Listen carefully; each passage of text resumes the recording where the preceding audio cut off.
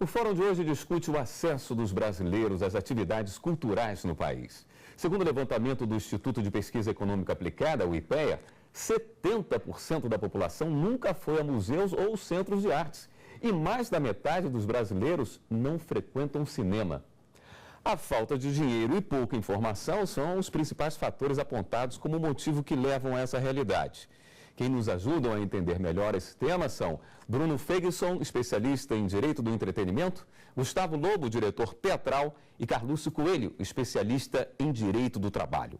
Antes de iniciarmos o nosso bate-papo, vamos assistir a uma reportagem sobre o espetáculo que mistura linguagem teatral, música, dança e acrobacias. Rudá, um sonho real. Minutos antes da apresentação é preciso acertar os últimos detalhes. Essa turma toda aí se prepara para mais um espetáculo. É quase uma corrida contra o relógio para deixar tudo pronto. Quem dera se a Jéssica conseguisse descansar um pouquinho antes de subir aqui.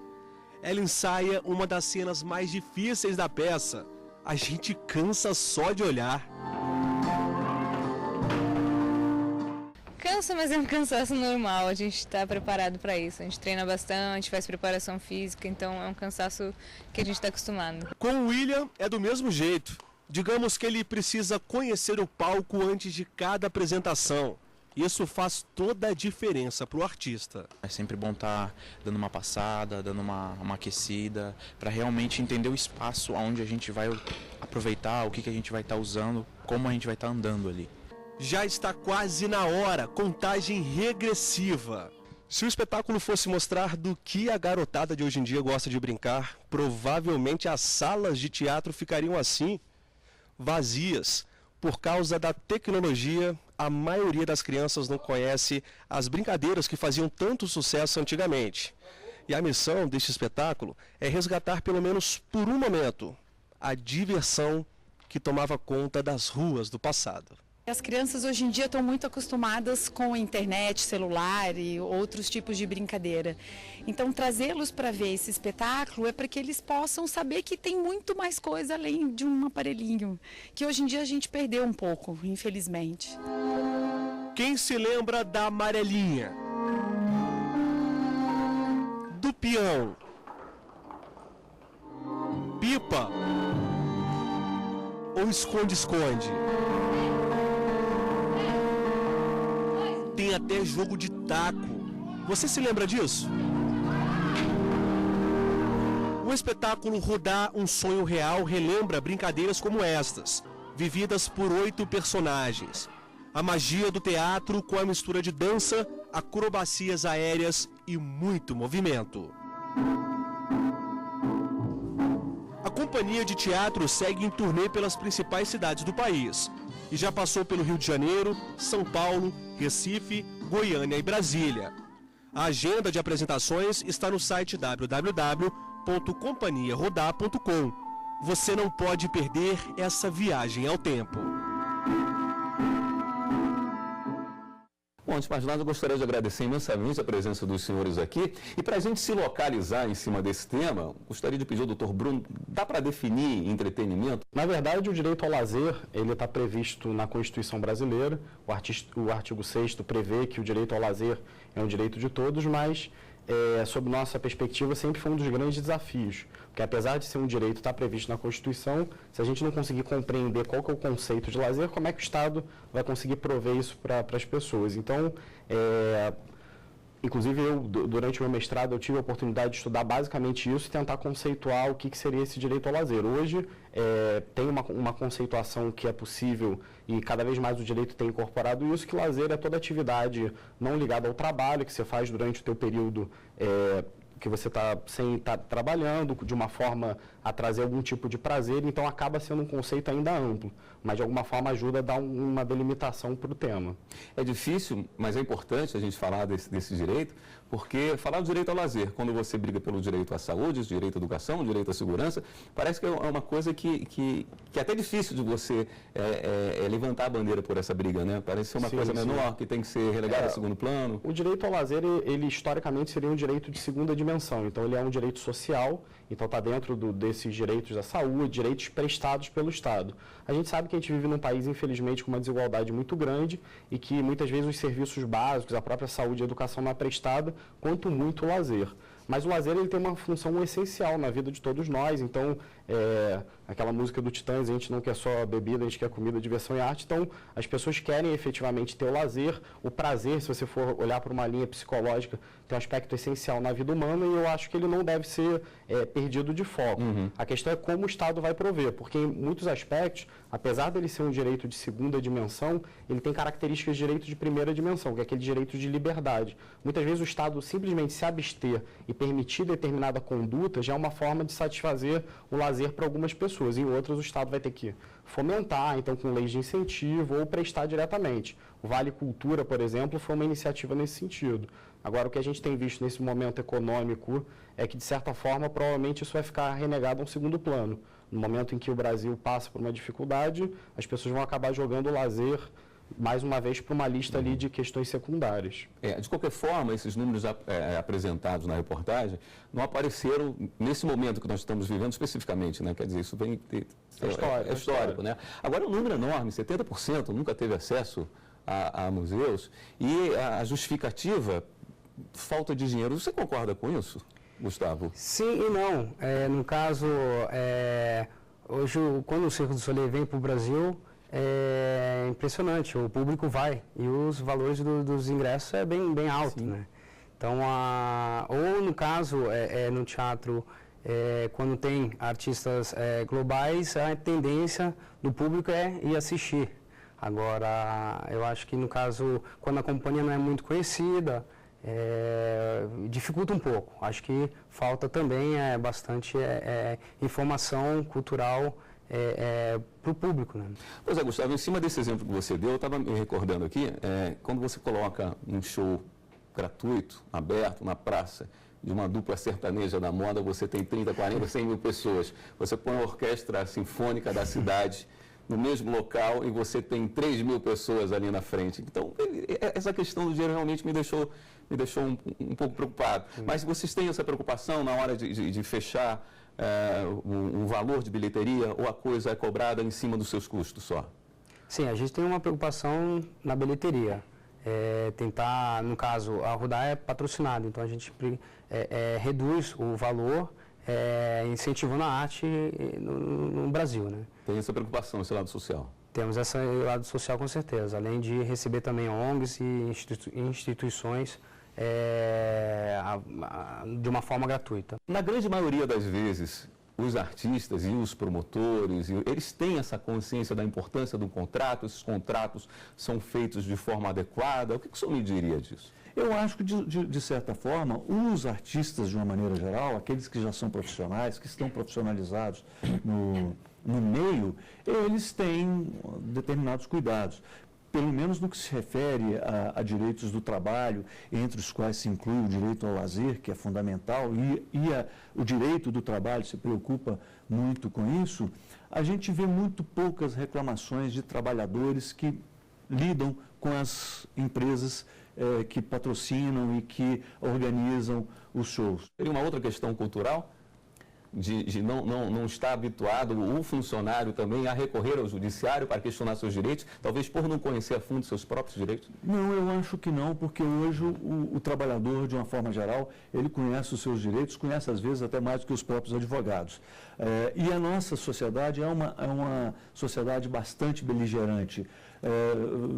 Conversando um pouco antes, nós temos hoje na Justiça do Trabalho a cada ano 4 milhões de processos por ano. Isso corresponde a mais ou menos 2% da população brasileira. Então, a população, hoje, o trabalhador, de uma maneira geral, ele conhece os seus direitos e ele busca os seus direitos no judiciário. O doutor Bruno citava o exemplo do Vale Cultura. Vale Cultura. Funcionou bem? O senhor traria outros exemplos mais interessantes promovidos pelo Estado? É uma tentativa. Assim, eu, particularmente, nesse trabalho que eu expus, que posteriormente até virou um livro, eu explico que existem basicamente 3 formas de satisfazer esse direito ao lazer. Primeiro é a prestação direta, então o Estado vai lá ou oferta algum tipo de show, ou dá um vale cultura e permite que as pessoas usufruam diretamente. O segundo é o fomento, que é um dos mecanismos muito utilizados em determinados segmentos de cultura hoje no Brasil. Se você for ver, por exemplo, o setor audiovisual, ele é plenamente dependente de fomento estatal. Então, na verdade, o Estado não está botando dinheiro, mas ele está, de alguma forma, abrindo mão de uma verba que ele viria arrecadar com tributos. E esse Estamos falando de Lei Rouanet? Lei Rouanet e as diversas leis de incentivo. A Lei Rouanet certamente é a grande norma que é mais conhecida, mas existem algumas outras. Então, o audiovisual, por exemplo, ele é completamente dependente. Outros setores um pouco menos. E a terceira forma é a abstenção. E eu costumo falar bastante dela porque ela, a princípio, tem um custo estatal menor e, de alguma forma, ela satisfaz. Então, é aí quando a gente entra em temas talvez mais polêmicos. Então, toda vez que você proíbe uma determinada conduta, você também está inviabilizando o direito ao lazer. Por isso que eu expliquei desde o início, e quando a gente vai ouvindo até essas discussões trazidas pelo professor aqui em relação à cultura, fica essa dificuldade. Cultura, lazer, são temas, às vezes, muito amplos. Então, o ideal é realmente discutir cada um dos segmentos. É interessante, porque, no caso, eu, quando eu trabalhei no Cirque du Soleil, nós tínhamos em torno de 100 a 200 dólares por mês para gastar com cultura. Então, de repente, seria uma ideia boa, um mecanismo, de repente, as próprias empresas estimularem isso para os funcionários, direcionando, sei lá, quantos reais no mês para a cultura, né? Até mesmo um Vale Cultura. Existe uma rede de hotel, se me permite, internacional, não é nacional, em que se você se hospeda no final de semana e apresenta um ticket de alguma evento cultural, você tem um desconto na sua hospedagem, no custo da sua hospedagem. Ou seja, a própria iniciativa privada, eu não sei se eles direcionam depois, obtêm alguma vantagem tributária em cima disso, mas de qualquer forma é uma entidade privada buscando de alguma forma incentivar a cultura dentro da cidade, dentro do país. Doutor Bruno chamou a atenção de uma distinção que tem, e muitos fazem e criticam, entre o lazer e a cultura, entre o entretenimento. Eu gostaria de ver com os senhores se deveria existir formas diferentes de incentivo a um e a outro, ou pode todo mundo cair dentro do mesmo balaio. Mas nós vamos para um rápido intervalo e voltamos já com o programa Fora, tratando sobre essa questão e várias outras aqui no nosso programa. Voltamos já. O Fórum está de volta e conversa hoje sobre o acesso à cultura no Brasil. Gustavo, Companhia Rudá, ela busca umas brincadeiras antigas, quer dizer, tem uma questão educacional muito forte aí. Sim. Você acredita que para os incentivos vindos do Estado, para os patrocinadores, deveria haver uma distinção entre espetáculos que buscam alguma coisa mais relacionada a uma cultura de uma forma mais direta do que ao puro entretenimento, ou seria uma distinção um pouco boba se fazer essa separação dentro das artes? Fica difícil para mim julgar isso, mas no caso da Companhia Rudá, eu achei importantíssimo ter esse formato de ter essa relação com o público, de fazer o público pensar e se questionar sobre esse assunto, que é brincadeiras de infâncias da época. Então, durante a criação do espetáculo, a gente começou a brincar de peão, pipa, bolinha de gude, e começamos a refletir entre os artistas, pensando, falando, poxa, essas brincadeiras estão acabando, né? Eu chegava em casa, vi um sobrinho meu de 10 anos de idade o dia inteiro jogando videogame. Não que isso seja errado, mas é importante estar balanceado. Então, durante a criação, eu falei, galera, vamos levar essa mensagem para o Brasil de que realmente o equilíbrio entre as brincadeiras, ter a criançada brincando e ter essa relação entre eles, é diferente do que ficar sozinho o dia inteiro jogando videogame. Porque no primeiro momento eu acho que as leis de incentivo à cultura não fazem essa distinção, não é, Bruno? Na verdade, sempre uma dificuldade. Quando a gente pega a cultura, e um debate acadêmico muito amplo, não cabe nem aqui expor todos os detalhes, até porque senão as pessoas nem parariam para ver esse programa de tão profundo que é. Mas a cultura, ela fica meio perdida muitas vezes nos discursos entre o lado do lazer e entre o lado da educação. E a própria educação hoje está sofrendo uma discussão muito ampla da educação ter que trazer o lúdico para dentro. Então, assim, eu acho particularmente, quando a gente vê o artigo 6º, ele fala direito ao lazer. o lazer ele é mais simples de ser compreendido e mais simples de ser prestado. Quando a gente parte para a cultura e conceituar o que é cultura, o que não é cultura, sempre vai ter um juízo de subjetividade e muitas vezes a gente vai estar falando o que é aquela cultura europeia, aquilo que é bom, ou a gente está falando de pós-modernidade, então a própria arte, o que é arte, o que não é arte, a gente acaba numa discussão teórica que não gera muitos efeitos práticos. Então, é óbvio que se aquele objeto de entretenimento ele puder trazer consigo uma educação, essencial, porque você está satisfazendo dois direitos. Mas se ele efetivamente só propiciar o lazer, uma atividade lúdica que traga o prazer para as pessoas, eu entendo que ele é plenamente louvável. E a gente também não pode confundir com o direito do artista. Então, o artista ele quer se expressar muitas vezes, e muitas vezes as pessoas não querem ouvi-lo. Então, assim, a gente não pode confundir o que as pessoas querem ter como produto cultural daquele produto. Isso tem uma discussão mais ampla, a Escola de Frankfurt discute isso desde a década de 30, a indústria de Hollywood foi muito questionada pela academia, porque dizia que estava massificando determinados valores da sociedade americana, então a discussão é ampla. Você falou do direito artístico, se eu puxar um pouquinho aqui, sair do espetáculo para o indivíduo novamente. Doutor Carlos, a nossa legislação é interessante em termos de proteção para o artista nacional? A gente precisa distinguir um pouquinho aí o que é o artista do músico, né? Sim, às vezes o músico é tido como artista e é artista, mas ele tem uma legislação própria, né? E o artista, de uma maneira geral, é aquele que trabalha, que a lei considera como artista, define como artista, é aquele que trabalha em peças de teatro, na rua, às vezes na rua, fazendo malabarismo, enfim, nas diversas atividades. E existe uma legislação própria que é aquela destinada a proteger o músico. Por que houve essa distinção? Aí é um critério legislativo e especificidade de cada uma das atividades. O que é importante dizer é o seguinte: todos eles estão protegidos por um arcabouço jurídico, que é a Constituição, que começa com a Constituição, passa pela CLT, e naquilo que não for contrário, aplica-se então a legislação específica de cada uma dessas profissões regulamentadas. No caso, os artistas, os músicos, ou seja, cada um deles tem a sua particularidade.